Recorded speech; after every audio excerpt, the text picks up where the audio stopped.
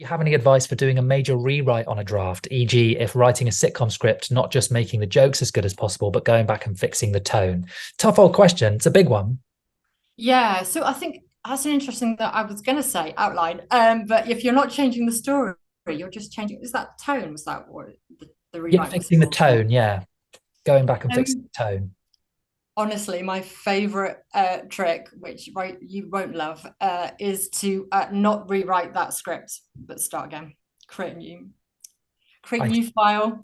Sorry. I totally agree because it comes up all the time. We had this conversation the other night in a group, and it was the difference between tweaking Oh, a script. So you finish a draft, you're happy with it, and going through and tweaking or rewriting it. So even if you start from a blank page, even if you're rewriting the scenes you know you want to keep and you know yep. they're going to be the same, even by having another physical stab at it, you will make different slight choices as you go. And it means you can Way interrogate. more freeing. It's way more freeing than trying to make major changes to an existing draft. Start Yeah. again.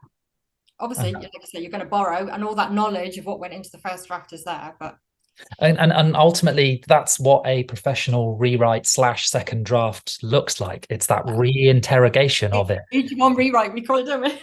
Yeah, and it's tough to do, but it doesn't mean that everything that's gone in the first draft is thrown out. By all means, redo it, copy and paste if you want to. The bits you really love, just don't copy and paste all of it, otherwise it's a fail. But I mean, yeah, it's just that act of starting again and reinterrogating those things. I'd throw another thing in just for something that I do, which is lots of different passes. So when I'm doing a kind of a first draft, and I know there's stuff that needs fixing, rather than fixing it then and there, I put it in a little column, my second draft column. Guys will know, have heard me mention this before, and I'll deal with it later.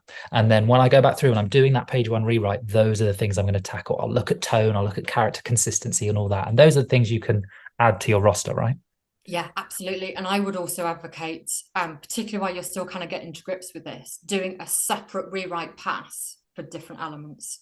So rather than knowing you've got to work on this character and you've got to fix these story and plot issues, and you're also looking at theme, just do a pass where you track your protagonist story, for example, and make that work. And don't worry about all the other stuff.